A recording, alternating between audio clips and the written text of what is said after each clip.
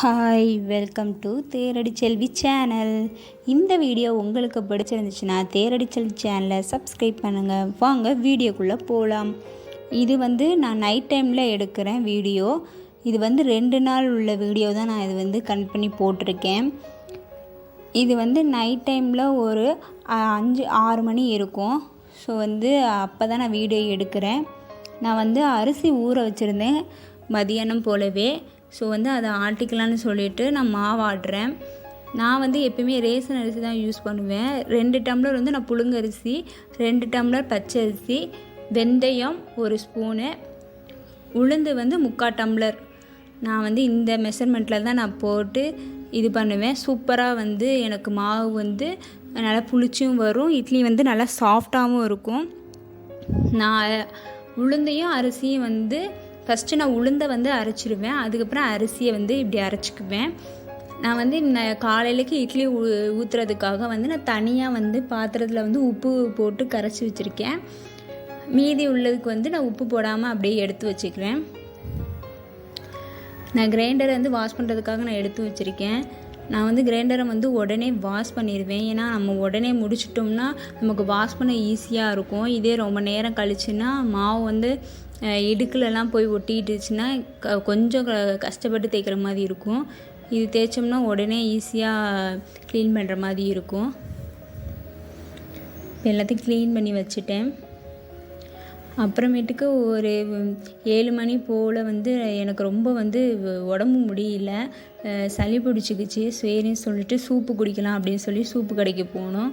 கறி வடையும் சூப்பும் வாங்கி குடித்தோம். அது குடித்ததுக்கு அப்புறமேட்டுக்கு தான் கொஞ்சமே எனக்கு கோல்டு சரியானுச்சு. சரின்னு சொல்லிட்டு நான் வீட்டுக்கு வந்துட்டோம். வீட்டுக்கு வந்ததுக்கு அப்புறமேட்டுக்கு சரி கொஞ்சோண்டு ஆயில் அப்ளை பண்ணுவோம் அப்படின்ட்டு மார்னிங் நான் ஹேர் வாஷ் பண்ணியிருந்தேன். ஸோ நான் முடிஞ்சால் நைட்டே தேய்ப்பேன், இல்லைனா நான் மார்னிங் தான் தேய்ப்பேன். மார்னிங்க்கு தலைக்கு எண்ணெய் தேய்ச்சிட்டு உடனே போனோம்னா அந்த டஸ்ட்டு எல்லாமே நம்ம எண்ணெய் தேய்ச்சதுக்கு அதுக்குமா உடனே படிஞ்சுக்கும். அப்போ மேற்கொண்டு நம்ம தலை இன்னும் டஸ்ட்டாக தான் ஆகும். ஸோ நம்ம எண்ணெய் தேய்ச்சி உடனே நம்ம வெளியே கிளம்ப வேண்டாம். நான் எண்ணெய் தேய்ச்சி உடனே வெளியே கிளம்ப மாட்டேன். ஒரு மதியம் போல் வெளியே இப்போ கிளம்புறேன்னா காலையிலே எண்ணெய் தேய்ச்சிக்குவேன், இல்லைனா நைட்டே எண்ணெய் தேய்ச்சிக்குவேன். அது மாதிரி நாளைக்கு தலை குளிக்க போகிறேன் அப்படின்னா நைட்டே நான் எண்ணெய் தேய்ச்சி வச்சுக்குவேன். இப்படி தான் நான் ஹேரை கேர் பண்ணுவேன். இந்த மாதிரி இறுக்கமாக பின்னிக்குவேன். இந்த மாதிரி அடியில் வரைக்கும் நைட்டு வீட்டில் தானே தூங்க தானே போகிறோம், அதனால் சரின்னு சொல்லிட்டு இப்படி நல்லா பின்னி மடக்கி போட்டிருப்பேன். ஆனால் இப்போ இருக்க தண்ணி எல்லாத்துக்குமே முடி கொட்ட தான் செய்யுது. இருந்தாலும் நம்ம முடிஞ்ச அளவுக்கு நம்ம ஹேரை நம்ம கேர் பண்ணிக்கலாம். இது எனக்கு மறுநாள் ரொம்ப உடம்பு சரியில்லாமல் போயிடுச்சு. இது அதுக்கு மறுநாள் நான் காலையில் பாத்திரம் எல்லாமே அப்படியே போட்டதுபடியாகவே இருக்குது. எனக்கு ரொம்ப உடம்பு சரியில்லாமல் போயிட்டு வீடு எவ்வளோ மோசமாக கிடக்கு. இந்த மாதிரி இருந்ததே கிடையாது. எனக்கு ரொம்ப உடம்பு முடியாத போயிட்டனால அதனால் அப்படியே செய்யாமலே அப்படியே வச்சு இருந்துச்சு. ஒரு நாள் ஃபுல்லாக எனக்கு உடம்பு சரியில்லை. ஒரு நாள் வீடை க்ளீன் பண்ணாமலே அப்படியே போட்டபடியாக இருந்துச்சு. சரி, பெட்டெல்லாம் மடிக்காமல் அப்படியே அதிலே படுத்து அதிலே எழுந்திருக்கிற மாதிரி இருந்துச்சு. என்னால் சுத்தமாக தலையை தூக்கி கூட வைக்க முடியல, ரொம்ப உடம்பு சரியில்லாமல் ஆகிட்டு. சரி, இன்றைக்கி தான் நல்லா முடிஞ்சதுனால சரின்னு சொல்லிட்டு பெட்டு எல்லாத்தையும் க்ளீன் பண்ணி விட்டுட்டு போர்வை எல்லாத்தையும் நான் மடித்து வச்சுட்டேன். அப்புறம் அந்த கிச்சன்லாம் ரொம்ப கேவலமாக இருந்துச்சு. சரின்னு சொல்லிட்டு எல்லாத்தையும் துடைச்சிட்டேன். என்னதான் வீட்டில் நம்ம வேலை செஞ்சிட்டே இருந்தாலுமே நமக்கு திடீர்னு உடம்பு சரியில்லை, நம்மளால் செய்ய முடியல அப்படின்னா நம்ம கிச்சனே ரொம்ப மோசமாயிடும். அதை பார்க்க நமக்கு இன்னும் கொஞ்சம் கிச்சன் இப்படி கிடைக்கேன்னு சொல்லிட்டு நமக்கு இன்னும் கொஞ்சம் அது உடம்பு சரியில்லாமல் தான் ஆகுமே தவிர எனக்கு தூக்கமே இருக்காது. என்னடா இப்படி இருக்குது. ஆனால் நம்மளால் போய் எழுந்திரிச்சு வேலை செய்ய முடியாது. ஸோ நமக்கு கொஞ்சம் முடிகிறப்ப இந்த மாதிரி எழுந்திரிச்சு நான் வேலை செஞ்சுக்குவேன். இன்றைக்கி நானே என்னை மோட்டிவேட் பண்ணிக்கிட்டேன், எப்படியாவது இன்றைக்கி இப்படியாவது முடிச்சிடுவோம் அப்படின்னு சொல்லிட்டு மோட்டிவேட் பண்ணி தான் நான் முடிக்க ஆரம்பித்தேன். ஸோ அப்போயுமே இந்த வீடியோ எடுக்கும் போதே எனக்கு ரொம்ப உடம்பு சரியில்லை தான். ஏன்னா இருந்தாலும் முதக்கி பரவாயில்ல, நான் டேப்லெட் போட்டு ஊசி போட்டதுக்கப்புறமேட்டுக்கு எனக்கு கொஞ்சம் பரவாயில்லாமல் இருந்துச்சு. சரி நம்ம நல்லா இருக்கும் போதே நம்ம வந்து க்ளீன் பண்ணிடுவோம், அப்போ தான் கொஞ்சம் நீட்டாகிரும் அப்படின்னு சொல்லிட்டு வந்து நான் க்ளீன் பண்ணிட்டேன். நான் சாப்பாடே வந்து செய்யவே முடியல என்னால். இதெல்லாம் அவங்க ஹஸ்பண்ட் தான் வந்து செஞ்சுட்டு போனாங்க.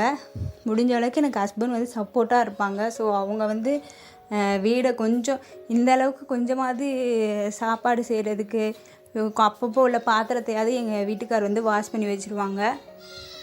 ஸோ அதனால் வந்து எனக்கு கொஞ்சம் பெருசாகவே இல்லை, ரொம்ப வீடு மோசமாக இல்லை, எனக்கு க்ளீன் பண்ண கொஞ்சம் ஈஸியாக தான் இருந்துச்சு. அதனால் இப்போ எல்லா பாத்திரத்தையும் வந்து நான் அவங்க நைட்டு வந்து விளக்கி வச்சுட்டாங்க. எனக்கு நைட்டு முடியல அப்படின்னோடனே விளக்கி வச்சுட்டாங்க. சரி, நைட்டு உள்ள பாத்திரத்தை எல்லாத்தையுமே வந்து நான் எடுத்து வச்சிட்ருக்கேன். இப்போ மார்னிங்கு அதுக்கப்புறமேட்டுக்கு இது காலையில் உள்ள பாத்திரம், மதியம் உள்ள பாத்திரம் அப்படின்னு கொஞ்சம் கடந்துச்சு. சரி சொல்லி நைட்டு உள்ளதும் அப்படியே கடந்துச்சு. அந்த குக்கரு, பெரிய குக்கர்லாம் அப்படியே இருந்துச்சு. சரின்னு சொல்லிட்டு எல்லாத்தையும் நம்ம வாஷ் பண்ணி வச்சுருவோம், வாஷ் பண்ணிட்டா கொஞ்சம் நீட்டாக இருக்கும் அப்படின்னு சொல்லிட்டு என்னால் முடிஞ்சனால நான் அதை க்ளீன் பண்ணி வச்சுட்டேன். நைட்டு அவங்களுக்கு வரும்போதே அவங்களுக்கு ஈஸியாக இருக்கும். திடீர்னு தான் உடம்பு சரியில்லாமல் போயிடுச்சு.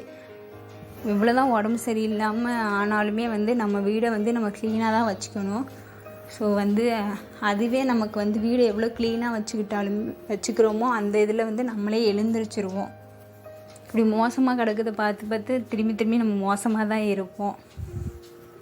நான் வந்து என்னையே மோட்டிவேட் பண்ணிட்டு தான் இந்த உடனே வந்து நான் எல்லாத்தையும் க்ளீன் பண்ணியே வச்சேன். எப்போ க்ளீனாக தான் கிடக்கும், நமக்கு உடம்பு சரியில்லை அப்படின்ட்டு அந்த பாத்திரத்தை அப்படியே சாப்பிட்டு அப்படியே போட்டாலே அதுவே வந்து நமக்கு க்ளீன் பண்ணவே கொஞ்சம் சோம்பேறியாக தான் இருக்கும். அப்பப்போ நம்ம வாஷ் பண்ணி வச்சிட்டோம்னா பெருசாகவே தெரியாது.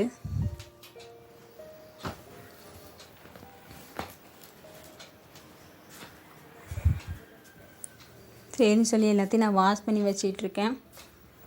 ஒரு மாதிரி தலை சுற்றல் மாதிரிலாம் வந்துட்டு எனக்கு தலை சுற்றி கொஞ்சம் வாமிட் வர மாதிரி அப்படின்னு ரொம்ப கஷ்டமாக இருந்துச்சு ஒரு நாளில். அப்புறம் கஷாயம், அந்த நாட்டு மருந்து வைத்தியம் வந்து என் வீட்டுக்காருக்கு நிறையா தெரியும். அவங்க வந்து உடனே ஹாஸ்பிட்டல் போகிறதுக்கு வந்து விரும்ப மாட்டாங்க.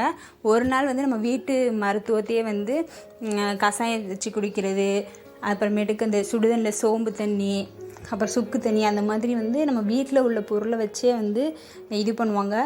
அப்படி தான் வந்து எனக்கு வந்து ஒரு நாள் ஃபுல்லாகவே எனக்கு வந்து அப்படி தான் வந்து வீட்டு உள்ள மருந்தே வந்து இது பண்ணாங்க. அப்படி தான் கொஞ்சம் எனக்கு வந்து இந்த வாமிட் வர்றது, தலை சுற்றுறது எல்லாமே நின்றுச்சு. நாட்டு மருந்து வந்து என் வீட்டுக்காருக்கு நல்லா தெரியும். ஸோ வந்து எனக்கு அவ்வளோ ஈஸியாக இருந்துச்சு. இந்த வாட்டி பாருங்கள் எவ்வளோ குப்பை கிடந்துருக்குன்னு. இப்படியே அந்த குப்பையிலேயே தான் நடந்து வந்து இது பண்ணியிருக்கோம். இவ்வளோ குப்பை வந்து நானும் சேர விட மாட்டேன், அவங்களும் சேர விட மாட்டாங்க. இருந்தாலும் இந்த வாட்டி உடம்பு சரியில்லை அப்படின்னோடனே என்னையை பார்க்கவே அவங்களுக்கு பெரிய இதாக இருந்துச்சு, கஷ்டமாக இருந்துச்சு. அவங்க ஆஃபீஸுக்கும் போயிட்டு வந்து வீட்லேயும் வந்து சமைச்சு எனக்கும் சாப்பாடு கொடுத்துட்டு அவங்களும் சாப்பிட்டு காலைல எழுந்திரிச்சு சமைச்சு போகிறதுக்குள்ளே ரொம்ப கஷ்டம். சரின்னு சொல்லிட்டு நான் வீடெல்லாம் க்ளீன் பண்ணி விட்டுட்டேன். க்ளீன் பண்ணிவிட்டு வீடை பார்க்க தான் அப்படியே மனசு ரொம்ப சந்தோஷமாக இருந்துச்சு. நம்ம க்ளீன் பண்ணிட்டோமே அப்படின்ட்டு. பாருங்கள் உள்ளே பார்க்க அவ்வளோ குப்பை கிடக்கு. அது வந்து நமக்கு எப்படினாலுமே நம்ம வந்து நம்மளும் மனுஷி தான், நமக்கும் வந்து உடம்பு சரியில்லாமல் போக தான் செய்யும். அப்போ வந்து நமக்கு சப்போர்ட் பண்ண வீட்டில் யாரும் இருந்தாங்கன்னா நம்ம கொஞ்சம் ஹெல்ப்ஃபுல்லாக இருக்கும். இல்லைனா வந்து நம்மளே நம்ம மோட்டிவேட் பண்ணிக்கணும். வேறு யாருமே நம்மளை மோட்டிவேட் பண்ண மாட்டாங்க. ஒரு சில பேர் தான் வந்து நமக்கு மோட்டிவேட் பண்ணுவாங்க. இன்னும் ஒரு சில பேர் வந்து நீ எப்போ பாரு இப்படியே தான் இருப்ப, வேலை செய்ய மாட்டேன் அப்படின்னு நம்மளை வந்து டீமோட்டிவேட் தான் பண்ணுவாங்க. ஸோ முடிஞ்ச அளவுக்கு வந்து நம்மளே மோட்டிவேட் பண்ணணும். அடுத்தவங்களுக்காக நம்ம வந்து வேலை செய்யணும் இல்லை, நமக்கு வந்து நம்ம வீடு சுத்தமாக இருக்கணும் அப்படின்ற நம்மளோட இதுக்கு தான் நம்ம வேலை செஞ்சுக்கணும். இப்போ வந்து நான் எல்லாத்தையும் கூட்டிலாம் முடிச்சிட்டேன். வீடு தொடச்சே வந்து ரொம்ப நாள் ஆகிட்டு. ஸோ வந்து சரின்னு சொல்லிட்டு நான் வீடு வந்து தொடச்சிக்கிட்டு இருக்கேன். நான் ஒரு லிக்யூடு போட்டு வீடெல்லாம் துடைப்பேன். வீட்டுக்குள்ளே அந்த பள்ளி, பூச்சை, பாம்பு, பூரா அந்த மாதிரிலாம் வரும்.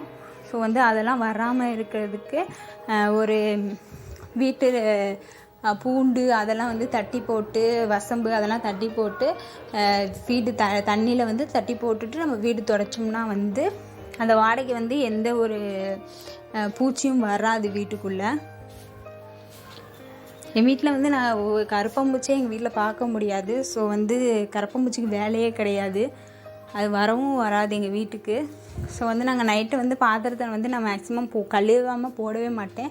இந்த வாட்டி உடம்பு சரியில்லாதனால தான் அப்படியே என்னால் வேலை செய்ய முடியல அப்படின்னால அப்படியே கிடந்துச்சு. மற்றபடி வந்து நம்ம டெய்லி வந்து பாத்திரத்தை வந்து சிங்க்லேயே கிடந்துச்சுன்னா கண்டிப்பாக வந்து வரதான் செய்யும் கரப்பான்பூச்சிலாம். நான் வீடெல்லாம் எல்லாத்தையும் தொடச்சி விட்டுட்டேன்.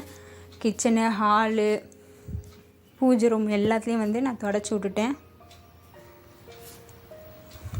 அப்புறம் கொஞ்சம் வந்து கொஞ்சம் வந்து ஸ்நாக்ஸ் சாப்பிடணும் போல் இருந்துச்சு. சரின்னு சொல்லிட்டு ஒரு முட்டையில் நாட்டு சக்கரை கலந்து நல்லா மிக்ஸ் பண்ணிக்கணும். மிக்ஸ் பண்ணதுக்கப்புறம் நம்ம வந்து பெட்டு வாங்கி வச்சுருக்கோம். ஸோ உடம்பு சரியில்லாதனால பெட்டு தான் எனக்கு சாப்பாடாக இருந்துச்சு. பெட்டை வந்து நல்லா அந்த முட்டையில் வந்து டிப் பண்ணி முன்னும் பின்னும் வந்து டிப் பண்ணிக்கணும். டிப் பண்ணி தோசைக்கல்லில் வந்து முன்னும் பின்னும் வந்து இப்படி பரட்டி போட்டு எடுத்தோம்னா சூப்பராக இருக்கும் டேஸ்ட்டாக. நெய்யும் ஊற்றிக்கலாம், எண்ணெயும் ஊற்றிக்கலாம், நெய்யும் ஊற்றிக்கலாம். ஸோ வந்து இது ஒரு ஸ்நாக்ஸ் ஐட்டமாக இது ஒன்று செஞ்சேன். ப்ரெட் இருந்துச்சா, ஸோ முட்டை இருந்துச்சு, சரின்னு சொல்லிட்டு இதை வந்து செஞ்சேன். செம்ம டேஸ்ட்டாக இருந்துச்சு. அப்புறம் வந்து மீஷோவில் வந்து இந்த ப்ராடக்ட் வந்துச்சு, ஒரு சாரீ தான். ஸோ வந்து நல்லா சாஃப்டாக இருந்துச்சு, நல்லா இருந்துச்சு. 320 ரூபா. எப்படி இருக்குன்னு கமெண்ட் பண்ணுங்கள். இந்த வீடியோ இதோட முடியுது. இந்த வீடியோ உங்களுக்கு பிடிச்சிருந்துச்சுன்னா தேரடி செல்வி சேனலை சப்ஸ்கிரைப் பண்ணுங்கள். உங்கள் ஃப்ரெண்ட்ஸ் அண்ட் ஃபேமிலிக்கு ஷேர் பண்ணுங்கள். பாய்.